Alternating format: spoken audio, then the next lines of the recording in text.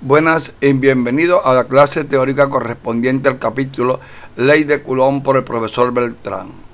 Antes de continuar, es importante que se suscriban al canal y así ayudarán al crecimiento del mismo, y cualquier sugerencia me lo hacen llegar. En 1785, Charles Coulomb estableció la relación existente entre partículas cargadas eléctricamente. Él propuso tres postulados para sus experimentos con la balanza de torsión.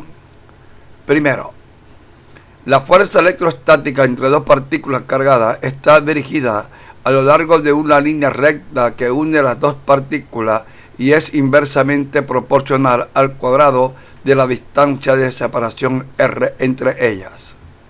Segundo, es proporcional al producto de las magnitudes de las cargas Q1 y Q2 de las dos partículas. Y tercero, las cargas o la fuerza es atractiva si las cargas son de signos opuestos y repulsiva si las cargas tienen el mismo signo. Como podemos observar aquí en la figura A, las dos partículas tienen cargas positivas y por lo tanto la fuerza entre ellas es de repulsión. En la parte B vemos que las dos partículas, una es positiva y la otra es negativa, y la fuerza es de atracción. Es importante observar que la fuerza de Coulomb es una fuerza a distancia, y también es una fuerza conservativa y a la vez es una fuerza central. ¿Qué significa que es una fuerza central? Que la fuerza va dirigida a lo largo de la línea que une las dos partículas. Ahora, el concepto de fuerza conservativa lo vamos a analizar más tarde en los problemas que se nos vayan a presentar correspondiente cuando veamos trabajo y energía potencial. Como podemos observar aquí, de acuerdo a los tres postulados de Coulomb, él estableció la siguiente relación matemática en relación a la fuerza o interacción entre dos partículas cargadas. Que la magnitud de la fuerza entre dos partículas va a ser igual a una constante K multiplicado por el producto de las cargas Q1 y Q2 entre la distancia al cuadrado, donde K vamos a llamarla constante de Coulomb y va a tener un valor de 8.987 por 10 a la 9 Newton por metro cuadrado Coulomb cuadrado. Esta unidad se establece de acuerdo al sistema de unidades establecido. En este caso, estamos tomando la unidad internacional de unidades. K también la podemos expresar como 1 entre 4pi epsilon sub 0, donde epsilon sub 0 tiene el valor numérico de 8.85 por 10 a la menos 12 Coulomb cuadrado entre Newton metro cuadrado. Epsilon sub 0 vamos a llamarla constante de permitividad. Ahora, la ley de Coulomb, como es una ley de fuerza y como toda fuerza tiene su carácter vectorial, por lo tanto es importante representar la ley de Coulomb en forma vectorial. Vamos entonces con la forma vectorial de la ley de Coulomb. Todo vector F se puede representar por su magnitud o módulo multiplicado por un vector unitario. Vamos entonces a aplicar esta expresión que tenemos aquí a nuestra ecuación de la ley de Coulomb.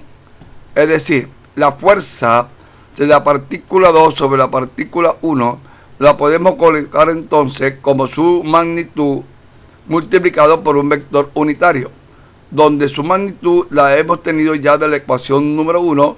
Vamos a introducir entonces esta ecuación número 1 en esta expresión y obtenemos entonces que la fuerza vectorial de la partícula 2 sobre la partícula 1 es la constante K por el producto de las cargas sobre la distancia al cuadrado multiplicado por un vector unitario. Y aquí tenemos entonces la expresión número 2 corresponde a la forma vectorial número 1 en relación a la fuerza entre dos partículas cargadas. Ahora, recordando un poco los estudios de análisis vectorial, el concepto de vector unitario, recuerden que el vector unitario es igual al vector dividido entre su magnitud o su módulo. Este vector unitario vamos a introducirlo aquí en la ecuación número 2 y transformar mi ecuación número 2. Nos va quedando entonces que la fuerza 2,1 va a ser igual a la constante K por el producto de las cargas entre la distancia al cuadrado por el vector unitario. Pero vamos a reemplazar el vector unitario por el vector R sobre su módulo y nos va quedando la siguiente expresión. R21 al cuadrado por R21, al multiplicarlo, esto nos va a dar entonces R21 al cubo, y nos queda que la fuerza vectorial 2,1 va a ser igual a la constante K por el producto de las cargas entre la distancia al cubo multiplicado por el vector R21. Observando lo siguiente, la expresión número 2 y la expresión número 3 son equivalentes. Lo que pasa es que la expresión número 2 está en función del vector unitario y la expresión número 3 está en función del vector R. ¿Cuándo vamos a utilizar la ecuación 2 y la ecuación 3 en los problemas? Bueno, una vez que nosotros estemos resolviendo los problemas en la próxima sesión de problemas, vamos a indicarle cuándo se va a utilizar una ecuación y la otra. Pero en general son exactamente las mismas ecuaciones. Ahora, si en un sistema hay más de 2 partículas, por ejemplo 3, 4 o 5 partículas, la fuerza sería entonces la suma vectorial que ejerce cada partícula sobre una partícula determinada. Supongamos que tenemos 4 partículas y queremos determinar la fuerza total sobre la partícula 4. A esta expresión vamos a llamarla el principio de la superposición, que consiste simplemente en calcular la resultante o la fuerza resultante sobre una partícula debido a un conjunto de partículas. Matemáticamente la podemos expresar así.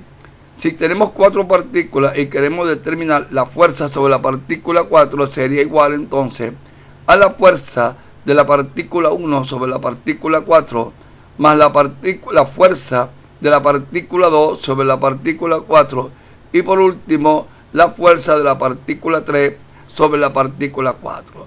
Y esto corresponde al principio de la superposición.